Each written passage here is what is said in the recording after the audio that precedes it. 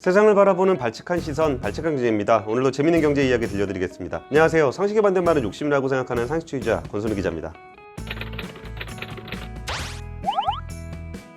최근에 삼성전자 에피소드 나간 이후에 많은 분들이 SK하이닉스는 좀 어떤가 라고 좀 문의를 해주셔서 그 SK하이닉스도 한번 해보자 라고 생각이 좀 들었는데, 그러면 SK하이닉스는 무슨 얘기를 하면 좋을까 라는 생각이 좀 들었어요. 그러다가 최근에 그 SK그룹에서 그 최태원 회장이 그 파이낸셜 스토리라는 걸 굉장히 강조하고 있어요. 이게 진짜 어떤 사업 방향과 목표, 그리고 앞으로 그 목표를 달성해가는 과정을 스토리를 통해서 투자자들한테 잘 전달을 해야, 그래야 기업 가치가 제대로 빛날 수 있다, 뭐 이런 얘기인데, 이와 관련해서는 제가 따로 SK그룹의 어떤 이야기들을 들려드리도록 하고, 그 중에 그 SK하이닉스와 관련해서는 좀 이런 파이낸셜 스토리가 어떻게 만들어지고 있냐, 뭐 이런 부분들에서 가장 중요하게 얘기가 나오고 있는 부분들이 인텔의 낸드 사업부입니다. 무려 10조 원이나 주고 산 건데, 사실 SK하이닉스 같은 경우는 그 뭐 진짜 현대차나 삼성전자가 요새 워낙 잘 나가고, LG전자 같은 경우도 애플카 얘기가 나오면서 굉장히 주가가 많이 올랐잖아요. 근데 SK하이닉스도 만만치 않게 올랐습니다. 그 11월 달에 조금 눌려 있는 모습을 보이면서 한 8만 원대로 있다가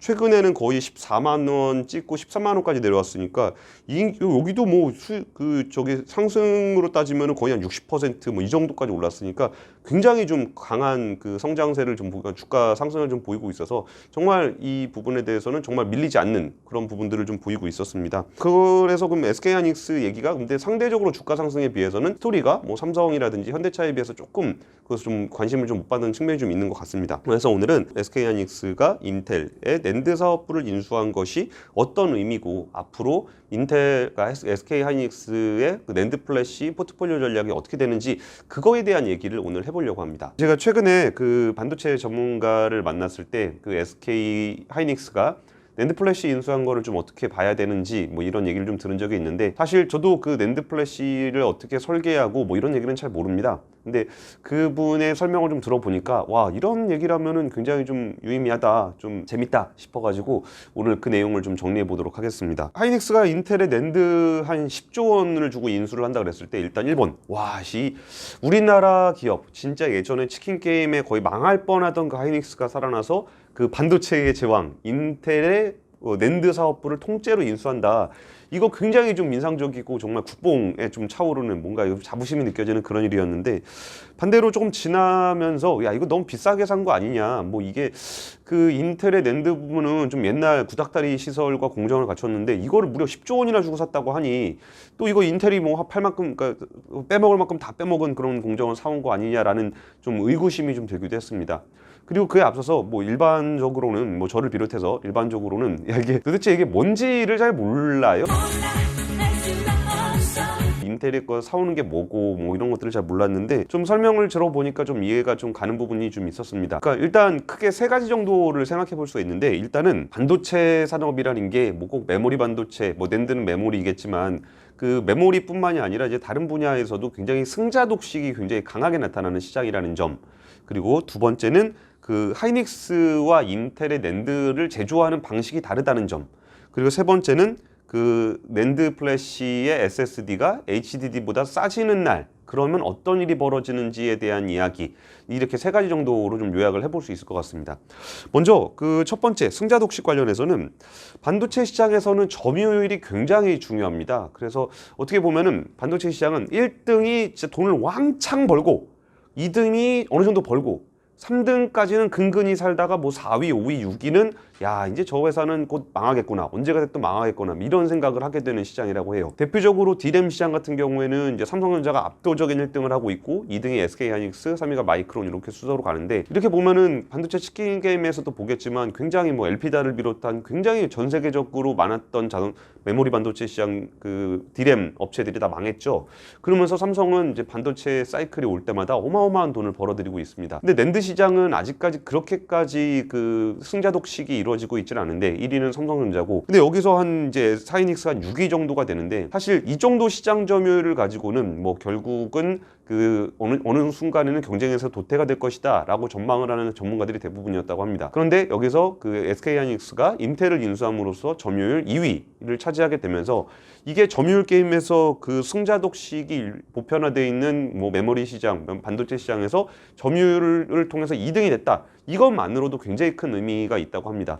그러면 이게 지금 단기간에는 눈에 띄게 뭐가 나타나진 않겠지만 이런 부분에서 일단 2위를 차지하고 그리고 이제 키옥시아 뭐라는 회사에서는 굉장히 똑한 11조 원인가를 들여서 뭐 반도체 설비를 또 투자를 하겠다라고 밝히는 걸 보면 이 낸드 시장에서의 치킨 게임이 좀 더 가열될 수 있다라는 것들이 나오는 겁니다. 그리고 SK하이닉스가 점유율 2위로 치고 올라갔다라는 게 나머지 플레이어들에게는 굉장히 경계심을 일으키는 사건이었다는 거.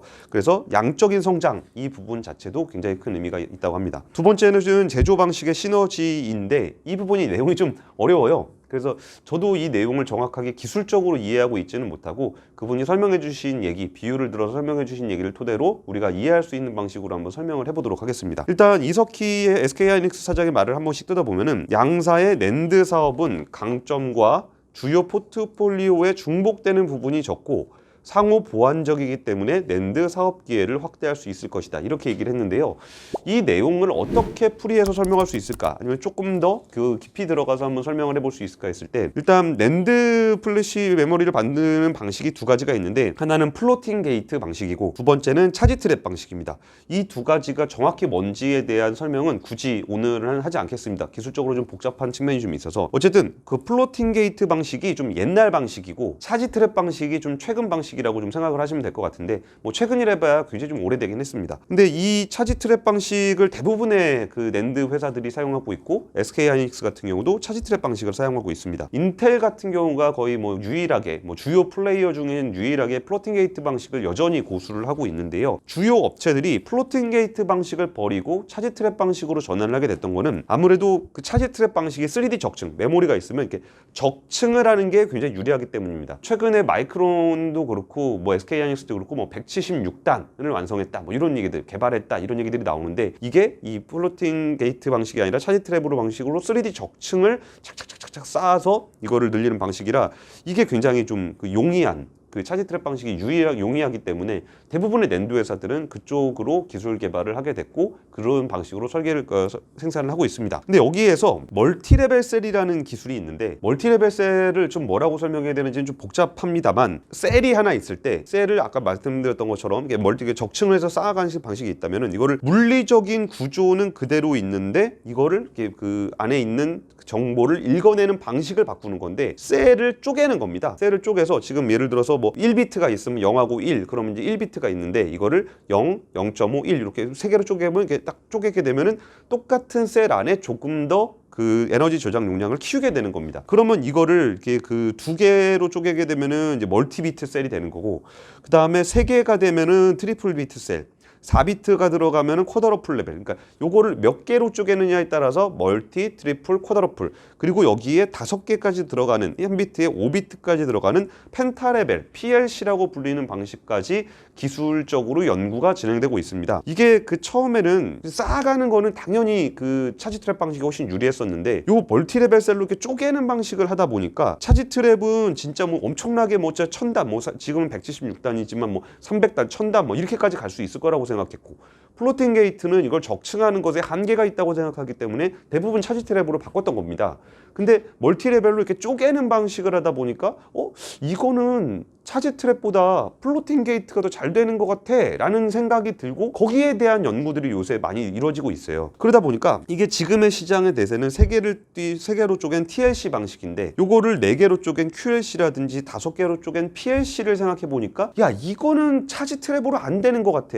오히려 플로팅 게이트는 오히려 PLC로 갈 가능성이 있는데 차지 트랩으로는 이 PLC는 QLC도 안 되고 PLC도 안 될 것 같아 라는 얘기들이 좀 나오고 있는 겁니다. 그런데 여기서 이제 와서 그 차지 트랩을 이미 다 깔아버린 회사 입장에서는 요거를 멀티비트 셀을 쪼개는 이걸로 뭐 쿼더러플, 판테라벨로 가는 것들이 좀 어려움을 겪고 있는 거고 거의 불가능하다고 생각을 하고 있는 거고 오히려 플로팅 게이트의 공정을 뭐 주요 업체 중에 하나 유일하게 갖고 있는 인텔이 오히려 이거를 뭐 PLC나 QLC를 달성할 수도 있지 않을까라는 기대감이 좀 시장에서 나오게 되는 겁니다. 그러니까 일단 이런 부분 때문에 인텔이 가지고 있는 플로팅 게이트 방식이 그러니까 기술 자체는 과연 옛날 방식이긴 한데, 그리고 이거를 적층으로 쌓아가는 것에도 한계가 있는 건 맞는데, 여기서 그 멀티비트 셀로 쪼개는 기술 쪽에서는 오히려 인텔이 가지고 있는 기술이 좀 더 유리한 거 아닌가. 그러면 단기적으로, 뭐 단기라고 해봐야 앞으로 한 4, 5년 정도 안에서는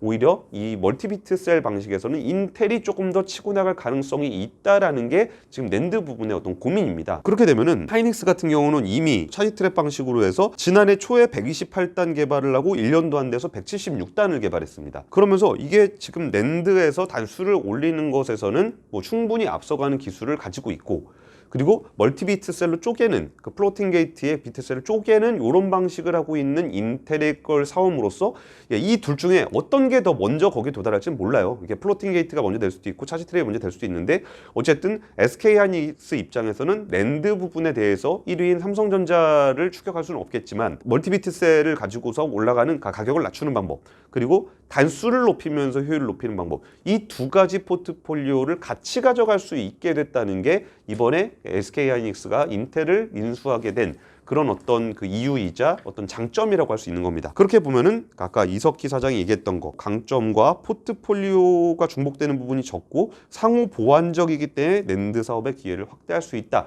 이 얘기가 이런 의미로 해석을 할 수 있게 되는 겁니다. 그러면 이 부분을 통해서 첫 번째 설명했던 양적 성장뿐만이 아니라 질적 성장도 가능한 그런 낸드 포트폴리오를 갖추게 됐다는 거고요. 그럼 이렇게 포트폴리오가 갖추어지게 되면은 앞으로 낸드 시장에서 주요하게 봐야 되는 포인트가 뭐냐라고 하면 낸드의 가격 하락입니다. 사실 그 메모리 가격이 하락한다 그러면은 메모리를 만드는 회사 입장에서는 굉장히 안 좋은 소식이잖아요. 근데 이게 그 메모리 가격 하락을 두고서 치킨 게임을 굉장히 세게 하고 막 업체가 전 세계적인 업체들이 막 날아갈 정도로 가격 하락에 대한 어떤 공포, 그리고 거기서 생겨나는 어마어마한 경쟁이 있는데, 이 낸드 가격이 하락되면 어떤 일이 생기냐면은 결론은 서버 시장에서의 문제를 얘기하려고 그러는 거예요. 낸드 시장에서 분기점이 이제 비트당 가격을 얘기하는데, 그 낸드 기술이 발전을 해서 이거를 쪼개서 가든 쌓아서 가든 낸드 가격을 계속 낮추고 있는 상황이고, 낸드 가격은 결국 설비 투자와 제조 비용, 그러니까 얼마나 설비를 투자를 해서 여기서 이걸 팔아서 얼마를 버냐 뭐 이런 건데, 그러면은 여기서 인텔은 이미 설비가 감가상각이 다 끝나는 상황이기 때문에 설비에 대한 비용을 추가로 지불할 필요는 없습니다. 그리고 다른 회사들은 이미 새로 깔았다는 측면이 있고, 그리고 아까 전에 인텔 같은 그 쪼개는 방식으로 하게 되면은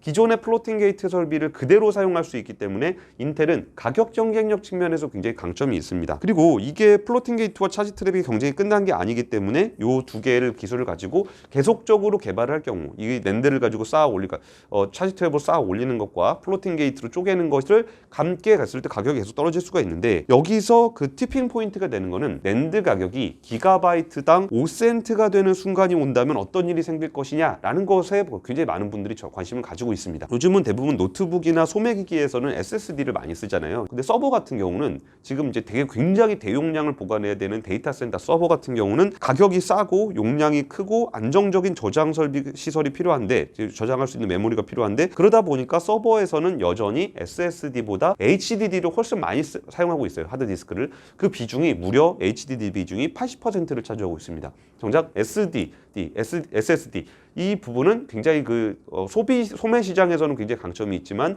정말 그 B2B 비즈니스의 굉장히 큰 시장, 서버 시장에서는 아직까지 SSD의 침투율이 그렇게까지 높지 않습니다. 그런데 이 부분에서 그 서버 시장은 지금은 우리가 모바일 디바이스를 가지고 뭔가 사용을 할 때 모바일 디바이스를 어떤 기술을 강화를 시켜갖고 뭔가 성능을 높이는 게 있잖아요. 근데 점점 그 미래로 갈수록 그 서버 데이터 센터가 굉장히 중요해지고, 이 데이터 센터가 굉장히 많은 컴퓨팅을 해주면 우리의 단말기는 그냥 그걸 통신을 통해서 받아보기만 하는 형식으로 변해가고 있거든요. 그러면 앞으로 이 데이터 센터가 어마어마하게 많아질 거고, 이 데이터 센터에다 데이터를 보관할 수 있는 저장 메모리가 굉장히 중요한 것이 될 거라는 겁니다. 여기서 전체 데이터 센터의 80%가 HDD가 되는데, 이 이유가 낸드가 일단 비싸기 때문입니다. 그 HDD 같은 경우는 지금은 기가바이트의 HDD가 약 3센트 정도 수준인데 낸드는 과거에 한 10배 이상 비쌌습니다. 그러면 30센트 정도 됐겠죠. 근데 낸드 가격이 지속적으로 하락을 하다 보니까 지금은 뭐 한 10센트 언저리까지 하락해 있는 상황이고, 여기서 낸드 가격이 뭐 좀 더 낸드 기술이 발전하고 경쟁이 치열해지면서 낸드가 가격이 더더욱 떨어져서 5센트 이하가 된다라 그러면은 하드디스크 HDD의 어떤 그 3센트보다 오히려 경쟁력이 더 있게 되는 거예요. 가격 경쟁력을 비롯해서 HDD보다 SSD가 더 좋은 그 강점들이 살리면서 가격은 얼마 차이가 나지 않게 되면 기가바이트당 5센트 정도 수준까지 내려가면은 SSD가 전체 서버 시장을 잠식할 수 있다라는 전망이 좀 나오고 있는 거예요. 그럼 어쨌든 지금 적층이든 멀티비트 3든 가격을 떨어뜨리고 있는 경쟁은 굉장히 누구도 피할 수 없게 치열하게 이루어지고 있고, 이런 경쟁 때문에 낸드 가격도 계속적으로 떨어지는 추세를 누구나 다 예상하고 있는데, 여기서 지금 단순히 계속 가격이 내려가다가 10센트에서 9센트, 8센트 내려와서 어느 순간 5센트 이하까지 내려오게 된다면 그 어마어마한 그 저장 시설인 데이터 센터 시장을 SSD가 장악하게 될 그럴 가능성도 있다라는 것이 전문가들의 전망입니다.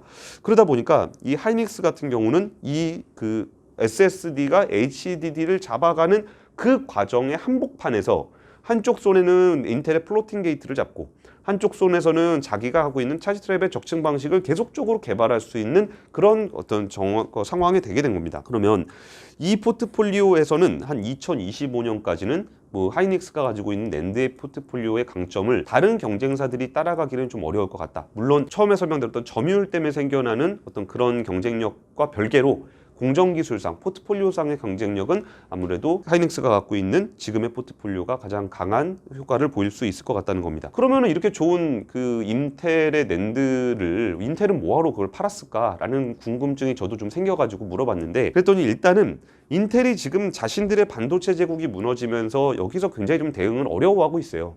그럼 이 상황에서 선택과 집중을 통해서 뭔가의 돌파구를 찾아내야 되는데, 그러다 보니까 인텔은 최근에 원래 인텔은 자신들이 설계도 하고 제조도 하는 그런 업체였는데 파운드리 부분을 자신들이 위탁 생산할 수 있다라는 뉘앙스를 계속 풍기고 있거든요. 그 얘기는 자기네들이 직접 생산하는 부분을 포기하고 나서라도 설계 쪽에 오히려 좀 더 집중을 해야 된다라는 의미로 해석이 된다는 거고, 그렇게 되면은 지금 인텔 입장에서 가지고 있는 그 낸드는 인텔의 주력 사업 부문이 아닙니다. 그러다 보니까 이 낸드 부분을 매각을 해서 마련한 자금으로 자기네들이 주력해야 되는 부분에 오히려 집중하고 있는 것이다 라고 해석을 할 수 있고요. 또 하나는 인텔의 그 낸드 공장이 중국에 있다는 겁니다. 최근에 미국과 중국이 굉장히 센 무역 전쟁을 겪고 이게 앞으로 바이든 행정부로 전환이 된다고 하더라도 지속적으로 이어질 거라는 게 전문가들의 분석이에요. 그러면은 여기서 미국 회사들은 거기서 중국에서 어느 정도 빠져나오고 뭐 미국에다 좀 더 설비 투자를 한다거나 이런 흐름들을 보이고 있는데, 이 부분의 연장선에서 해석을 해보면 인텔 같은 경우도 중국 공장을 아예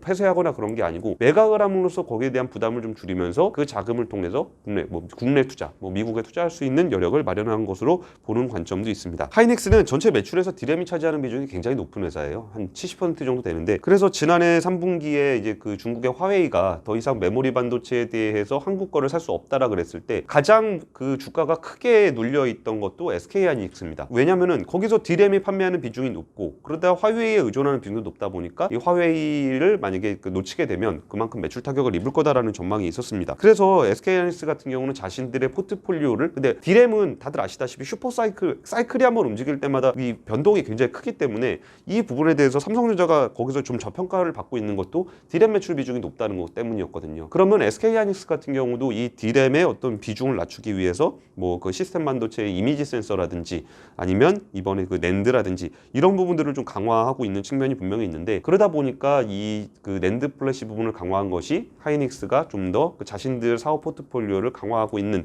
그런 모습들을 좀 보이려고 하는 거고, 그러다 보니까 하이닉스의 주가도 과거 그 11월 달에 아까 화웨이 문제가 생겼을 때 약 한 11만 원 정도까지 눌려 있다가 지금 한 13만 원, 많이 14만 원까지 올라가는 차트를 보이고 있는 걸 보니까 하이닉스의 어떤 강점도 뭐 좀 인정을 좀 받고 있는 것 같습니다. 지금 대장주주도의 장세가 지금 잠깐 조정을 좀 받고 있는데, 이런 부분들의 변화를 좀 더 시장에서 평가를 해주고 이런 부분에 대한 가능성을 더 높게 본다면 SK 하이닉스 같은 경우도 대표적인 우리나라의 반도체 회사로서 정말 지금까지는 또 다른 포트폴리오를 통해서 앞서 나갈 수 있지 않을까 싶습니다. 그리고 또 하나는 그 낸드 부분이 SK 하이닉스가 그나마 좀 가장 상대적으로 좀 약하다고 할 수 있는 거는 그 하이닉스 같은 경우는 굉장히 어려운 시기를 많이 겪었어요.